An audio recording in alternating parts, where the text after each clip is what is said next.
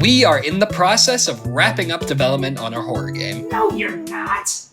What?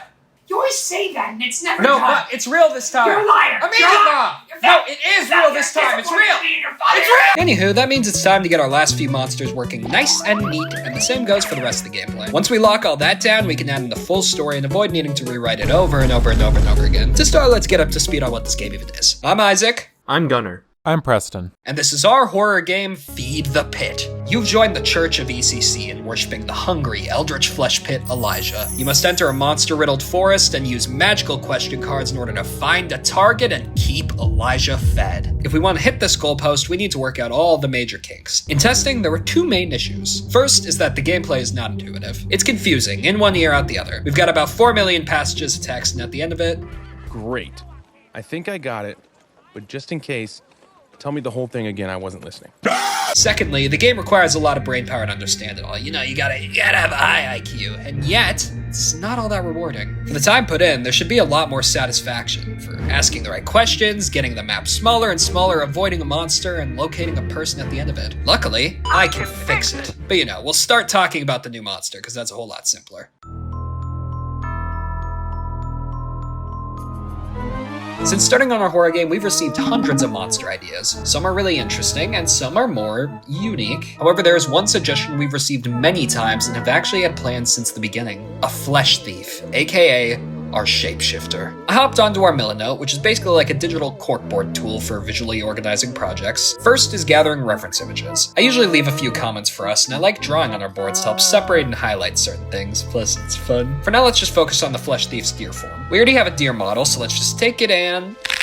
yeah, there we go. I then use a combination of note cards and arrows to build out a behavior tree. Gunnar looked at this, said, Yeah, looks good. and started implementing. However, the gameplay stunk. It didn't really fulfill the fantasy of a shapeshifter. We need it blending in with other deer to drive the gameplay. Currently, the forest deer walk around, they stare at you, and if you get too close, they run away. The flesh thief should mimic this behavior, but punish the players that don't notice. That's no deer. So we made it behave like the other deer, but instead of running away from you, it runs at you, but only when you haven't spotted it. And to make this not just a generic weeping angel, we threw in some behavior quirks. It won't run into you, just close to you. But if you keep ignoring it, if you don't make distance, things turn deadly. And these changes are working out fine. Most playtesters have cited that this nemesis was their favorite and the scariest. Animations are still pending though. We're tracking our tasks over here on Milanote. We kind of just track all our big progress on here. But why am I talking about Milanote so much? Because they're today's sponsor. Someone asked us on stream recently if we actually use Milanote, and yeah, we do. It's really good. It is free to use, and it's your one-stop shop for all things organization. They've got over 100 built-in templates to make getting started easy, and if you're working on a project with others, no problem. There's real-time collaboration and even a mobile app so that you can use it on the go. They've even got a web clipper internet extension so that you can easily grab pictures online and bring them into your boards. Come on, man, do you need more convincing? Milanote is available for free with no time limit, so sign up for a free Milanote account using the link in the description. Support them, you're supporting us, and you get a great tool out of it.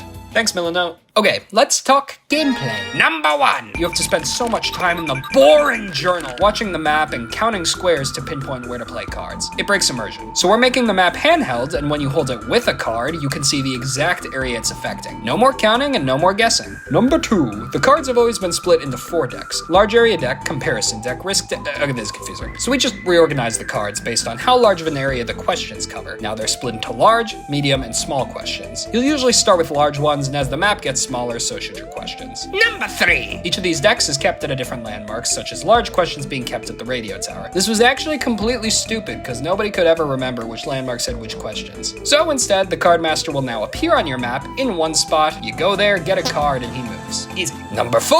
How do you reward the player for taking gambles and playing smart? You bribe them. Eliminate more spaces and get paid more money for upgrades and tools, and do well to receive a good final grade. Number 5. The big one. Just over a year ago now, we changed it so that the person you're looking for is dead.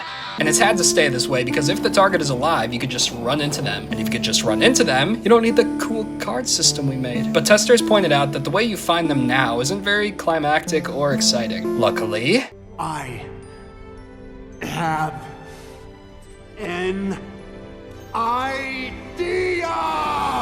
You'll never accidentally run into the person if they're hiding from you. There's literally thousands of good hiding spots, so without the cards, it's not gonna happen. And when you do finally find them, they're not going down without a fight. They'll run, they'll shoot, they'll struggle. You are the monster now, and if you could just catch them in this final chase, your mission will be complete. Okay, Isaac, okay! But all those little changes you just made. So you tell me, Answer Man, did all that even work just now? Yes, it worked. Our last two playtesters gave the gameplay an 8 out of 10 and a 9 out of 10. And we've already been addressing all the bits that kept those ratings from a full 10. It made me really happy and was a big relief to see results like these. And that's for the first time ever since this game began. From the looks of it, we'll be in the final stage of production come January. Okay, well, here's the programmer now.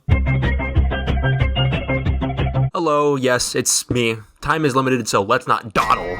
In case you haven't noticed yet, the cards have visually changed quite a bit. Preston went through and improved all the textures on the cards, especially the Finder cards, as you can see from this before and after, with the newest version of it having a Minecraft portal-like effect. However, how they are presented to the player has also changed. The cards now float in front of the player, while before the cards were presented to you on this table. Along with visually looking much better, we can now get rid of this table and be more creative with how we spawn and move around the card master.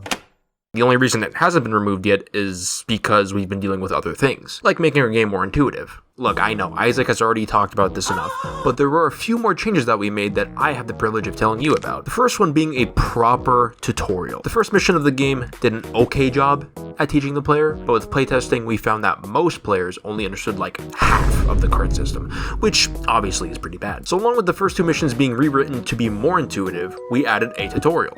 It starts automatically when beginning a new save and is a quick and simple way to introduce the cards to the player. And don't you worry, this tutorial is quick, simple, engaging, and it actually makes sense story-wise.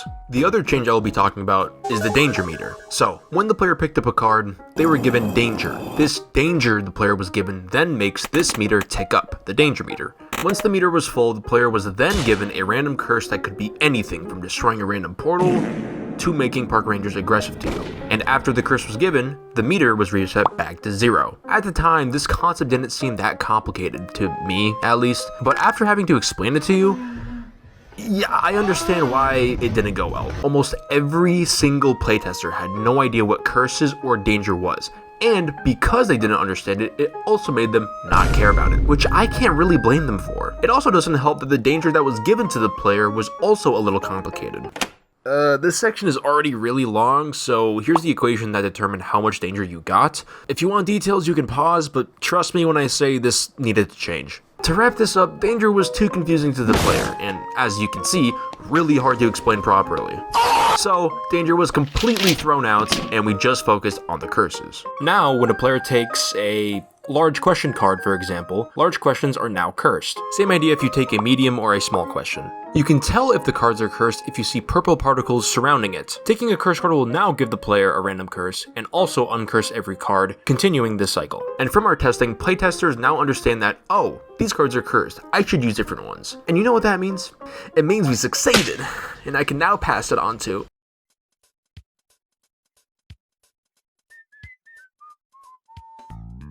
Another day, another dev, and now it's every day. Yippee! That's right, I was finally able to quit my restaurant job and start developing full-time, and a special thank you to all of you for supporting our work. Aww. I'm very grateful for all of you. And with that, I decided it was time to remake the Hideout again. With more experience and more time, I decided to remake the original Hideout, wanting to change the vibe from an unfinished basement and correcting my old poor geometry. Yippee for character development.